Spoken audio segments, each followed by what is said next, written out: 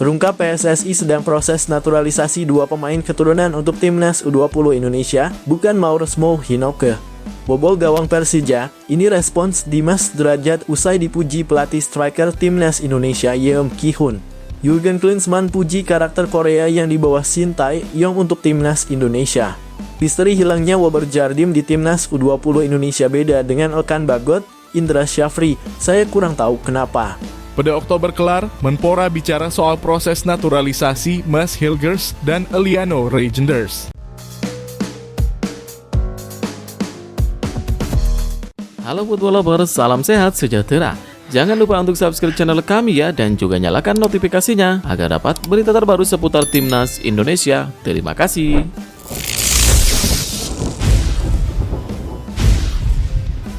Terungkap PSSI sedang proses naturalisasi dua pemain keturunan untuk timnas U20 Indonesia, bukan Mauresmo Hinoke.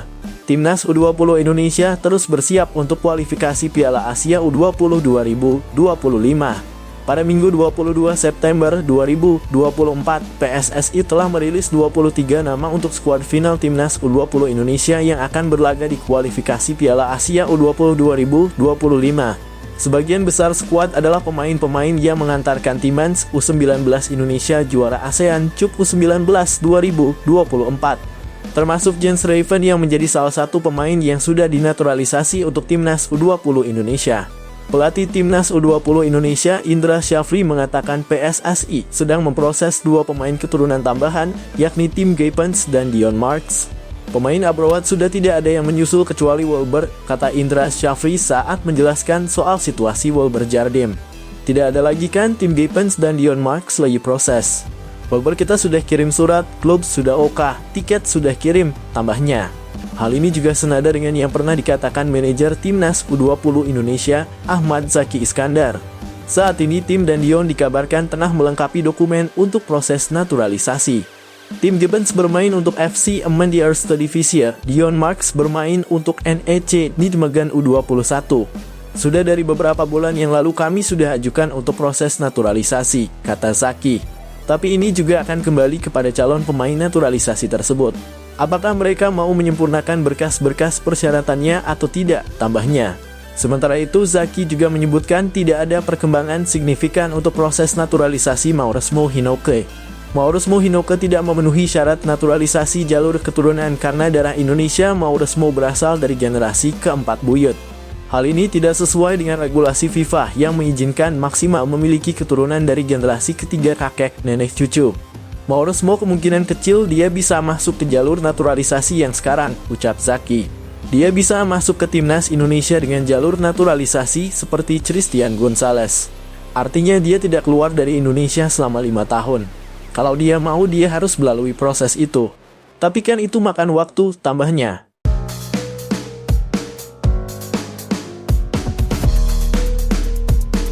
Mauresmo Hinoke batal dinaturalisasi manajer timnas U20 Indonesia. Kalau mau, dia diproses seperti Christian Gonzalez. Mauresmo Hinoke dipastikan tidak jadi diproses naturalisasi untuk membela timnas U20 Indonesia. Manajer timnas U20 Indonesia Ahmad Zaki Iskandar mengonfirmasi hal ini. Mauresmo Hinoke tidak memenuhi syarat naturalisasi jalur keturunan karena darah Indonesia. Mauresmo berasal dari generasi keempat buyut. Hal ini tidak sesuai dengan regulasi FIFA yang mengizinkan maksimal memiliki keturunan dari generasi ketiga kakek nenek cucu.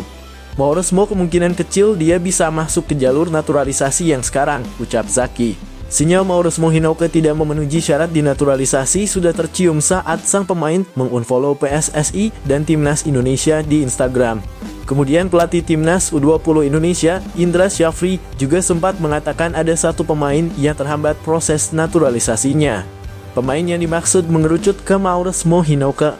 Ya, kita ada rekomendasi ada 5-3 dan 2 pemain yang akan dinaturalisasi, kata Indra Syafri. Tapi ada masih terhambat sih. Kita juga tidak bisa melanggar regulasi, tambahnya. Ahmad Zaki menjelaskan bila Mauresmo Hinoke tetap ingin membela timnas Indonesia, proses naturalisasinya harus dilakukan seperti Christian Gonzalez. Maksudnya seorang pemain harus tinggal sekurang-kurangnya selama 5 tahun berturut-turut di Indonesia untuk bisa diproses naturalisasi. Ini adalah proses naturalisasi murni sesuai peraturan Kementerian Luar Negeri Kemenlu. Jika tidak seperti itu, pemain diwajibkan tinggal selama 10 tahun tidak berturut-turut di Indonesia. Dia mau resmo bisa masuk ke timnas Indonesia dengan jalur naturalisasi seperti Christian Gonzalez, kata Zaki. Artinya dia tidak keluar dari Indonesia selama 5 tahun. Kalau dia mau, dia harus melalui proses itu. Tapi kan itu makan waktu, tambahnya.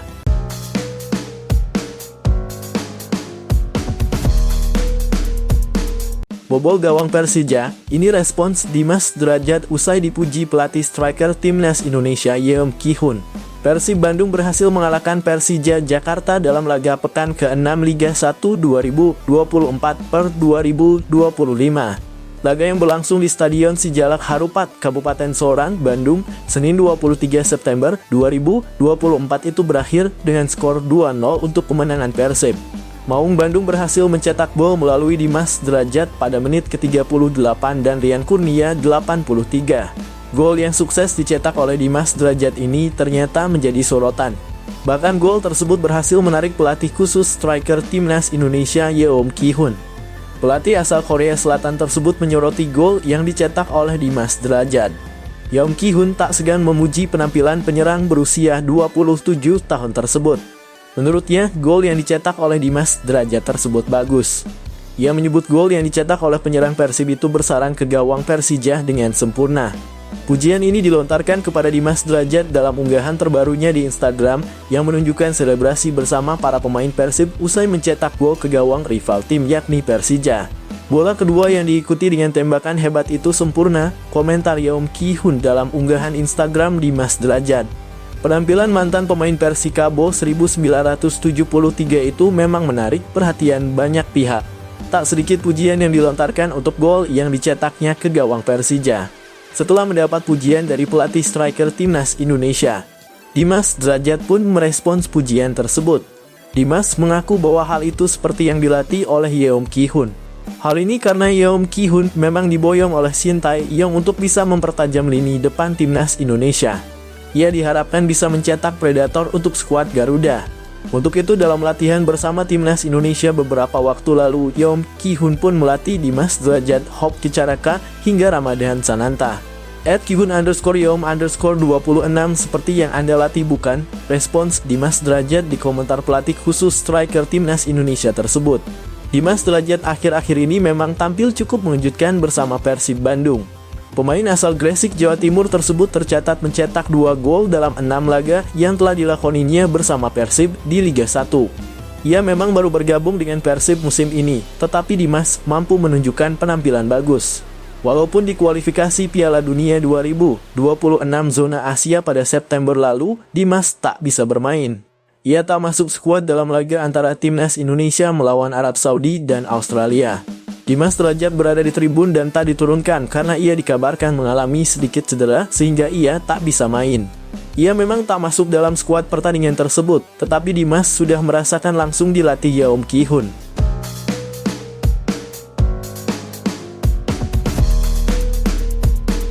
Jurgen Klinsmann puji karakter Korea yang dibawa Shin Tae-yong untuk timnas Indonesia.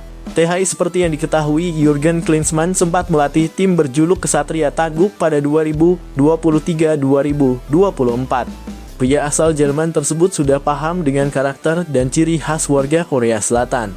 "Ya, saya sudah tahu itu," ujar Jurgen Klinsmann. Pengalamannya sebagai juru taktik Korea Selatan membuatnya punya penilaian positif tentang para pemain di Asia.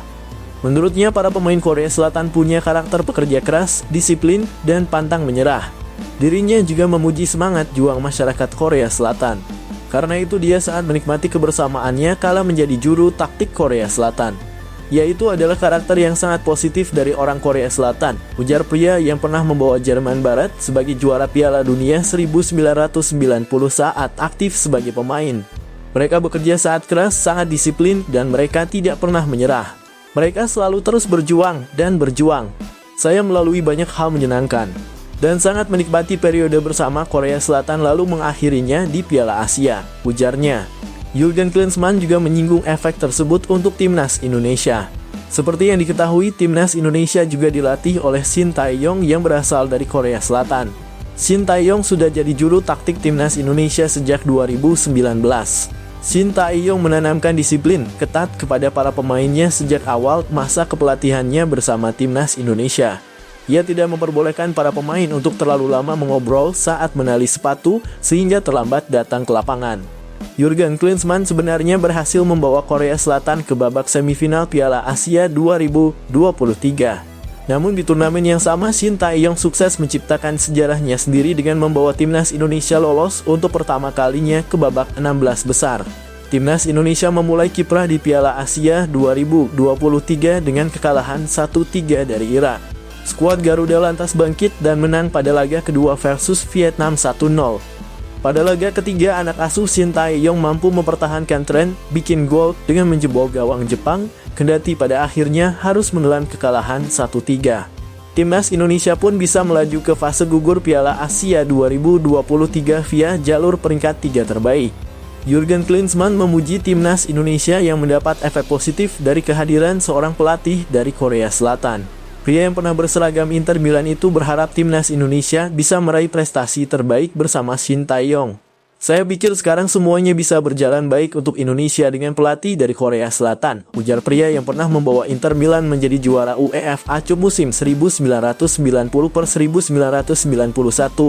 Semoga demikian. Saya berharap yang terbaik untuk Indonesia, tutur Jurgen Klinsmann yang dipecat usai gagal membawa Korsel juara Piala Asia 2023. Saya rasa ada banyak sekali karakteristik positif dalam kultur Korea Selatan yang semoga juga bekerja untuk timnas Indonesia, ucapnya lagi.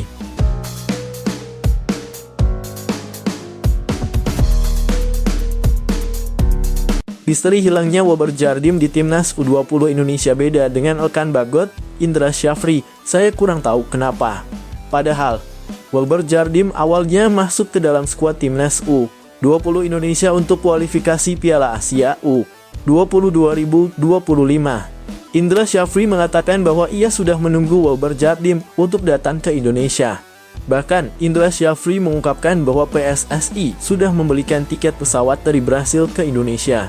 Selain itu, PSSI juga sudah menerima surat pelepasan dari klub Wilber Jardim yakni Sao Paulo U19. Namun sayangnya sampai saat ini Wilber Jardim tidak juga datang. Mangkirnya Wilber Jardim dari panggilan timnas U20 Indonesia membuat Indra Syafri langsung mencoretnya. Kata Indra Syafri tidak baik untuk kondisi tim saat ini yang dimana harus menunggu Wilber Jardim. Sebenarnya kami sudah menunggu dia sejak kemarin tapi tak juga datang. Kami akhirnya memutuskan untuk tidak mendaftarkan namanya. Kami tidak boleh bergantung dengan satu pemain. Itu tidak bagus juga untuk persaingan dengan pemain lain, kata Indra Syafri. Indra Syafri mengakui bahwa ia sempat berkomunikasi dengan Wilber Jardim. Namun demikian ia tidak membeberkan komunikasi apa yang dibangun. Hanya saja dalam beberapa hari terakhir Indra Syafri tidak lagi komunikasi dengan Wilber Jardim. Kata Indra Syafri, update informasi Wilber Jardim bisa ditanyakan kepada Ketua Badan Tim Nasional BTN, Sumarji. Saya tidak tahu kenapa dia tidak datang. Coba kamu tanya Pak Sumarji, kata Indra Syafri. Indra Syafri memastikan bahwa situasi Wilber Jardim berbeda dengan Elkan Bagot. Elkan Bagot sebelumnya juga tidak datang saat dipanggil Shin Tae-yong ke timnas U23 Indonesia.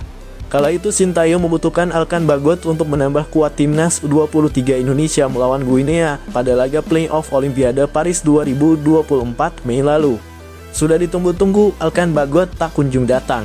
Sejak saat itu Shin Tae-yong tampaknya kecewa dengan Elkan Bagot. Pelatih asal Korea Selatan itu tidak memanggil lagi Elkan Bagot ke timnas Indonesia. Situasinya bukan kayak Elkan Bagot, ini berbeda. Saya kurang tahu juga kenapa, tutup Indra Syafri. Sementara itu, timnas U20 Indonesia akan tampil pada kualifikasi Piala Asia U20 2025. Timnas U20 Indonesia tergabung ke dalam grup F bersama Timor Leste, Yaman, dan Maladewa. Pertandingan itu akan digelar pada 25-29 September 2024. Seluruh pertandingan akan digelar di Stadion Madia, Senayan, Jakarta Pusat.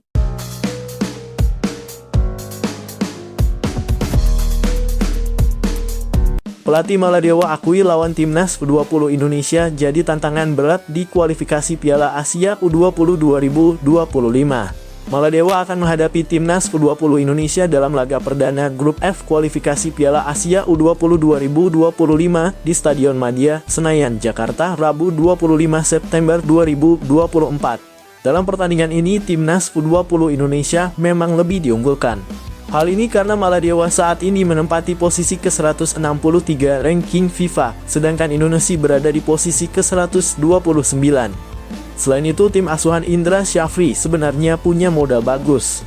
Jens Raven dan kawan-kawan sebelumnya keluar sebagai juara Piala AFF U19 2024, sehingga ini bisa jadi modal bagus. Mereka bisa menghadapi kualifikasi Piala Asia U20 2025 dengan percaya diri. Saat Timnas U20 Indonesia berada dalam rasa percaya diri yang tinggi. Juru taktik Maladewa Ahmed Shakir memastikan tim asuhannya siap menghadapi Timnas U20 Indonesia. Kami memulai persiapan dari awal Juli.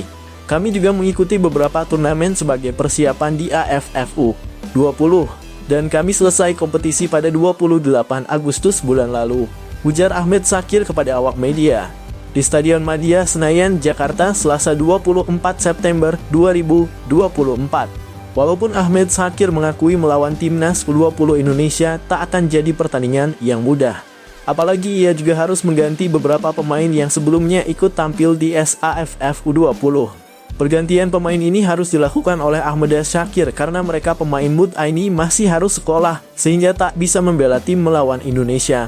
Kami harus mengganti 10 pemain karena sebagian dari mereka masih pelajar, kata Shakir. Jadi mereka harus sekolah karena harus ujian nasional, ucapnya.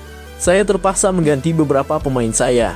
Untuk itu menghadapi Timnas U20 Indonesia ini menjadi tantangan berat buat Maladewa. Bukan hanya karena Timnas U20 Indonesia sebagai tim tuan rumah saja, tetapi pergantian pemain ini juga bakal berdampak. Walaupun akhirnya ia mengaku bahwa persiapan tim yang ada ini telah berjalan dengan baik.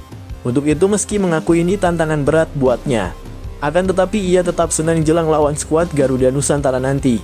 Itu tantangan berat buat saya, tetapi saya senang dengan persiapan tim kami, tegasnya. Dalam kesempatan ini, Ahmed Shakir juga mengaku bahwa dalam skuad Maladewa ini tak ada pemain naturalisasi. Tim berjulukan Red Snappers tersebut dipastikan diperkuat oleh pemain asli Maladewa dan tak ada naturalisasi. Kami 100% pemain lahir dan besar di Maladewa, tuturnya.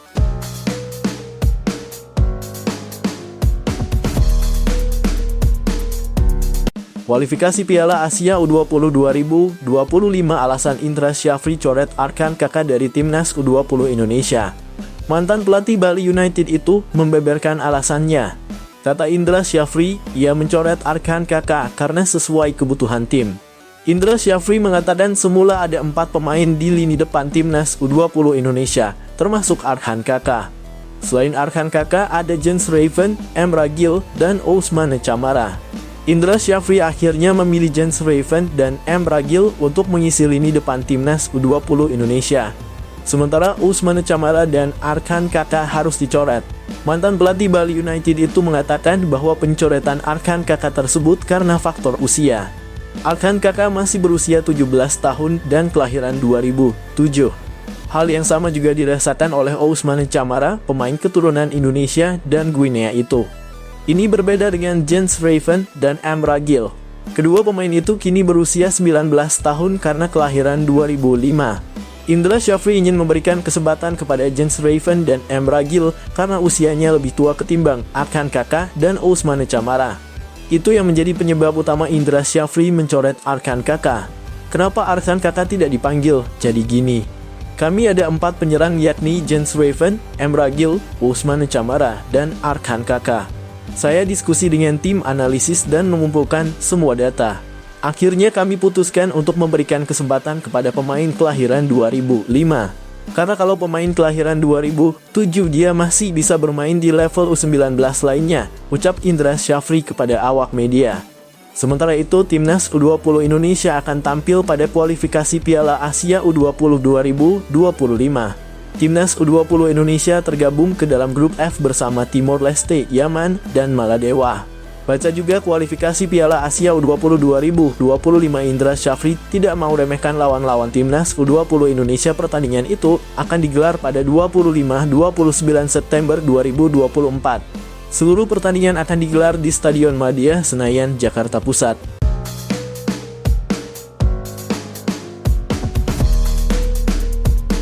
Mangkir dari pemanggilan, Indra Syafri pertimbangkan Wilber Jardim gabung ke Timnas U20 Indonesia. Semua itu akan terlihat apabila Timnas U20 Indonesia bisa melangkah ke babak berikutnya. Timnas U20 Indonesia akan tampil pada kualifikasi Piala Asia U20 2025. Skuad tim Merah Putih tergabung ke dalam grup F bersama Maladewa, Timor Leste, dan Yaman. Ajang tersebut akan digelar di Stadion Madia, Senayan, Jakarta Pusat pada 25-29 September 2024. PSSI menargetkan Timnas U20 Indonesia bisa lolos ke Piala Asia U20 2025. Adapun Piala Asia U20 2025 akan digelar di Cina pada Februari 2025. Sementara itu, Indra Syafri sudah mengumumkan daftar 23 pemain yang membela Timnas U20 Indonesia di kualifikasi Piala Asia U20 2025. Dalam 23 pemain itu tidak ada nama Arkan Kaka dan Wilber Jardim. Arkan Kaka dicoret karena usianya masih 17 tahun dan kelahiran 2007. Sedangkan Indra Syafri mau memberikan kesempatan kepada pemain yang sudah berusia 19 tahun dan kelahiran 2005. Sosok tersebut adalah Jens Raven dan M. Ragil yang posisinya sama-sama striker. Untuk Wilber Jardim, Indra Syafri tidak tahu kenapa pemain keturunan Brasil dan Indonesia itu tidak juga datang. Padahal PSSI sudah memberikan tiket pesawat kepada Wilber Jardim dari Brasil ke Indonesia. Selain itu, klub Wilber Jardim secara prinsip melepas sang pemain ke Timnas U20 Indonesia. Lantas, apakah Wilber Jardim mangkir dari panggilan Timnas U20 Indonesia? Apakah Arkan Kaka akan dipanggil setelah ini? Ya, kita lihat perkembangannya. Karena setiap pemain itu kan besarnya di klub, jadi kami akan lihat. Termasuk apakah Wilber Jardim dipanggil lagi nanti. Ya, kalau izin Allah kami lolos akan kami pertimbangkan, kata Indra Syafri kepada awak media. Meski tanpa kedua pemain itu, Indra Syafri tidak terlalu mempermasalahkan. Sebab saat ini di skuad Timnas U20 Indonesia sudah lengkap. Yang jelas setiap posisi di Timnas U20 Indonesia itu sudah ada 4 pemain. Mereka bersaing dan ada sistem promosi degradasi. Jadi jika klub membutuhkan pemain Timnas U20 Indonesia, ya kami harus bisa membuat plan B. Saya berterima kasih kepada klub karena komunikasi kami perihal pemain berjalan baik sekali, tutup Indra Syafri.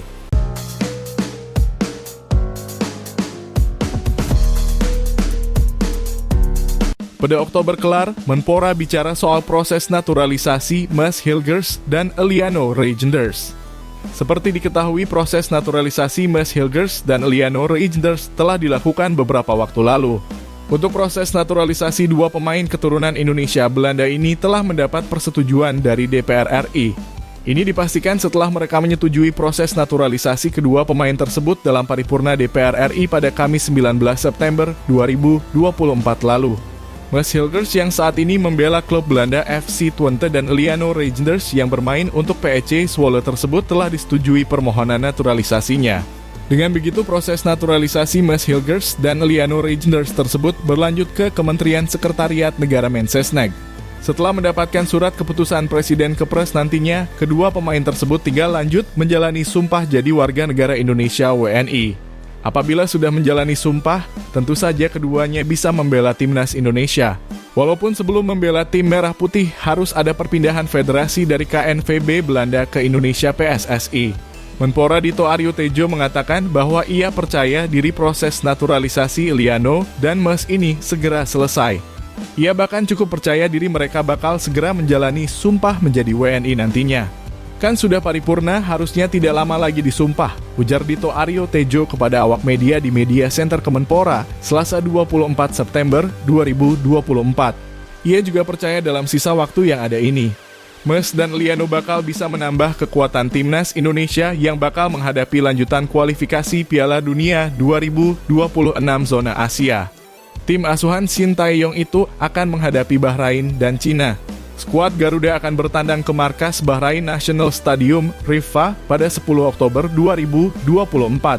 Kemudian laga berikutnya melawan Cina di Qingdao Youth Football Stadium, Qingdao, pada 15 Oktober 2024.